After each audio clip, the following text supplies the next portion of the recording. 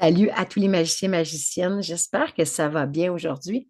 Donc, je vous fais aujourd'hui cette vidéo pour vous parler de à quel point c'est important de se libérer émotionnellement. Hein?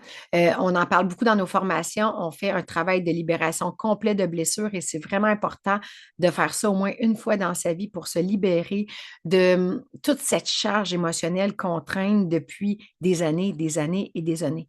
Parce que tout ce qu'on traîne sur nous, ben, ça nous empêche d'avancer. Puis à un moment donné, ça peut même se transformer en maladie, en douleur physique, en burn-out, en dépression parce que notre corps nous parle.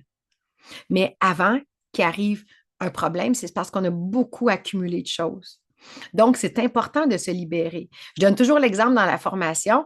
Ça peut déranger certaines personnes, mais imaginez que vous mangez pendant 2, 3 semaines, un mois, puis vous n'allez pas aux toilettes. Qu'est-ce que ça va faire? Ça peut être très problématique, hein, puis vous ne serez vraiment pas bien. Mais garder les émotions, c'est tout aussi lourd. C'est juste qu'on ne s'en rend pas compte parce qu'on les traîne autour de nous et à un moment donné, ben, il y en a qui pètent leur coche, au Québec qu'on dit qui éclatent, qui explosent, les prestos qui explosent parce que c'est trop lourd, puis là, ben, à un moment donné, ça sort.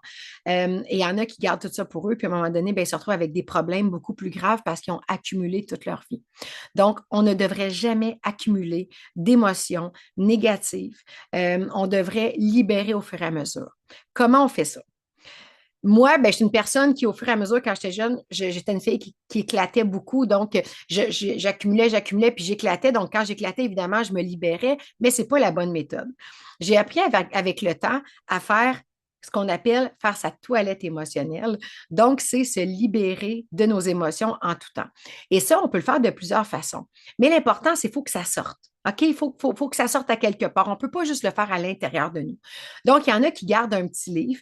Dernièrement, mon fils, justement, il garde tout en dedans de lui. Et il m'a dit, Maman, j'ai commencé à écrire dans un livre comment je me sentais. Puis ça me fait vraiment du bien, donc, d'écrire. Je me sens comme ça, elle m'a fait ça, nanana. Et de l'écrire, de le verbaliser sur une feuille, ça fait vraiment une grande différence. On peut l'écrire, puis à un moment donné, décider de tout brûler ça parce que c'est des émotions négatives, donc de tout brûler. On ne garde pas tous ces écrits-là, ça ne sert à rien, donc on finit par les brûler. Une autre façon de faire pour les gens, c'est moi, à l'époque, j'avais beaucoup de colère d'accumuler, puis j'avais vu justement une thérapeute qui me disait va sortir ta colère.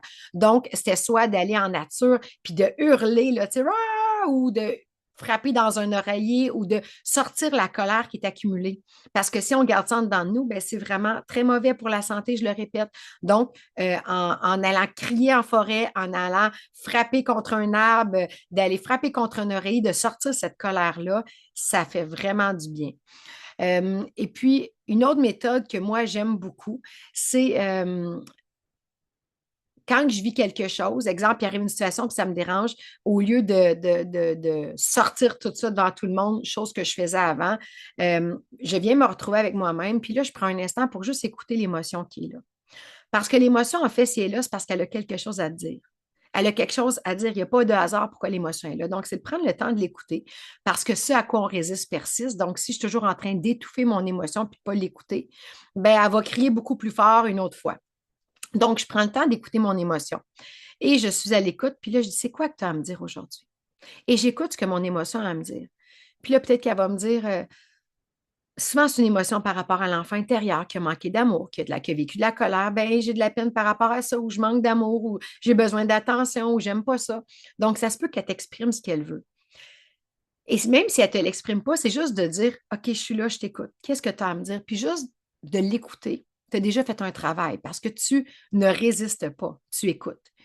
Et après ça, c'est de juste donner de l'amour à cette émotion, dire, OK, je comprends là. Tu as besoin d'amour, je te donne l'amour, je te donne tout l'amour et l'attention que tu as besoin. De donner, d'écouter, de laisser la place à cette émotion et d'y donner l'amour qu'elle a besoin. Je comprends, je te donne l'amour, je t'aime, je suis là pour toi, puis de dire que tu es là pour cette émotion-là. Moi, ça m'aide beaucoup, beaucoup. Puis là, bien souvent, naturellement, ça se peut que je pleure, donc l'émotion va sortir. Ça se peut que je verse des larmes. Ça se peut que, que ça, souvent, ben, ça va aussi se dissiper. Donc, par le fait que j'ai mis de l'amour aide à calmer l'ombre parce qu'une émotion, c'est une petite part d'ombre qui est à l'intérieur de nous qui a besoin de s'exprimer. Donc, par l'amour, par la lumière, on vient transmuter cette part d'ombre en lumière. Alors, oui, de la sortir verbalement, par écrit ou crier, c'est bon, mais de la transformer en amour, ça fonctionne tout aussi bien. Donc, moi, c'est ma méthode souvent que j'utilise. Je donne de l'amour, je viens la transmuter en amour et je sais que plus que je donne de l'amour, ben, cette part d'ombre-là, cette émotion-là, si je vis quelque chose par rapport à quand, exemple, du rejet, ben, plus que je donne de l'amour, à un moment donné, elle n'a plus besoin de sortir parce que j'ai donné de l'amour, je l'ai transmuté. Puis à un moment donné, ben, cette émotion-là ne reviendra plus. Et la preuve, c'est que moi, je vivais beaucoup, beaucoup d'émotions de toutes sortes. Puis maintenant, ça arrive plutôt rarement.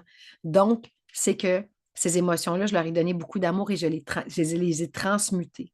Oui, il arrive encore des situations qui viennent me faire ressortir ces émotions-là, mais elles ne sont plus là comme avant elles l'étaient toujours. Donc voilà, j'espère que cette vidéo t'a aidé à te libérer de tes émotions, donc par différents moyens. Mais n'oublie pas que c'est vraiment important de se libérer, de ne pas garder en dedans de soi, parce que si tu gardes en dedans de toi, ben, la vie va te le ramener à un moment donné, puis ce ne sera peut-être pas de la façon la plus douce. Donc, attends pas et préviens les choses. Donc, je t'embrasse fort et je te souhaite la plus belle journée de ta vie parce que c'est celle que tu vis aujourd'hui.